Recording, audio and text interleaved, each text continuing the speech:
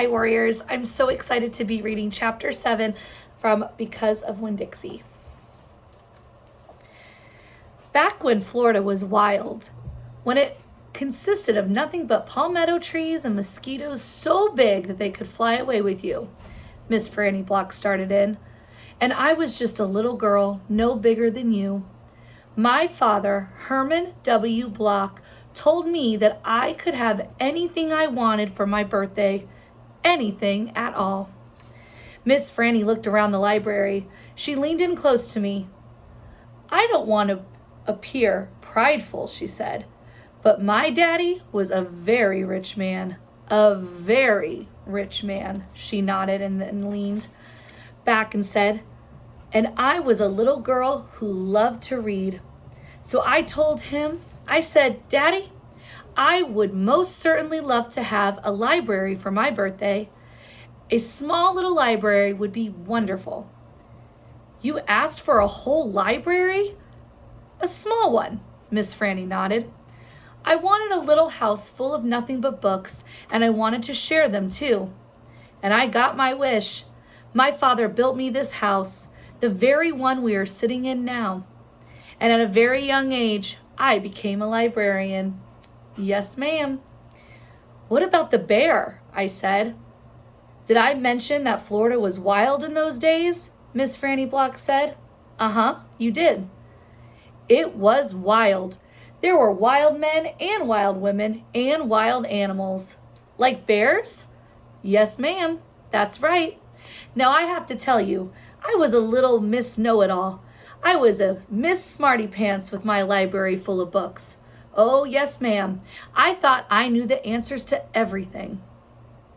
Well, one hot Thursday, I was sitting in my library with all the doors and windows open and my nose stuck in a book when a shadow crossed the desk, and without looking up, yes, ma'am, without even looking up, I said, Is there a book I can help you find? Well, there was no answer, and I thought it might have been a wild man or a wild woman, scared of all these books and afraid to speak up. But then I became aware of a very peculiar smell, a very strong smell. I raised my eyes slowly, and standing right in front of me was a bear. Yes, ma'am, a very large bear. How big? I asked. Oh, well, said Miss Franny, perhaps 3 times the size of your dog. Then what happened? I asked her. Well, said Miss Franny, I looked at him and he looked at me. He put his big nose up in the air and sniffed as if he was trying to decide if a little Miss Know-It-All librarian was what he was in the mood to eat. And I sat there, and then I thought, well, if this bear intends to eat me, I'm not going to let it happen without a fight. No, ma'am. So very slowly and very carefully, I raised up the book I was reading. What was the book? I asked. Why, it was War and Peace, a very large book.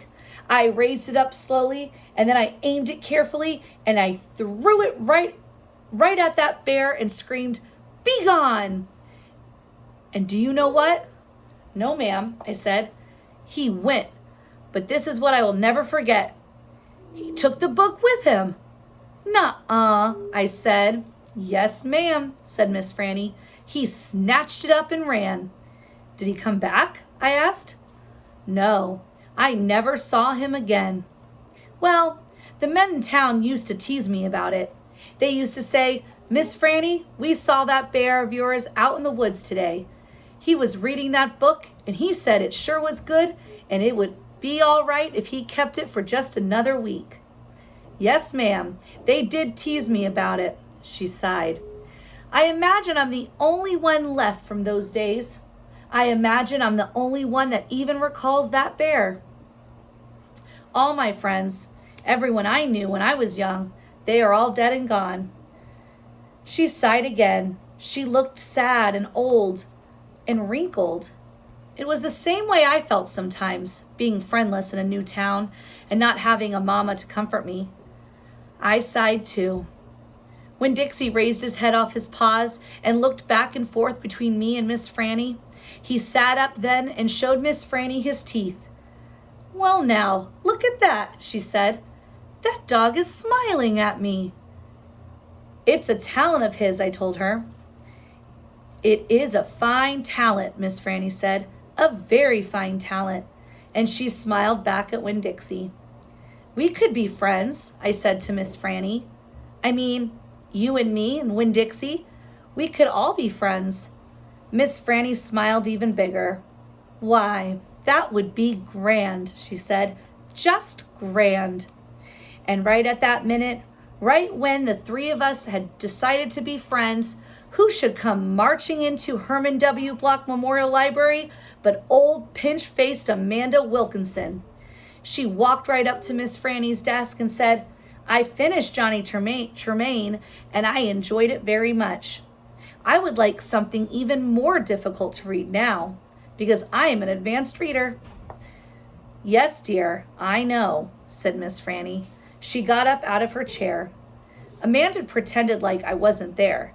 She stared right past me. "Are dogs allowed in the library?" she asked Miss Franny as they walked away. "Certain ones," said Miss Franny. "A select few." And then she turned around and winked at me. I smiled back. I had just made my first friend in Naomi, and nobody was going to mess that up for me, not even old pinch-faced Amanda Wilkinson.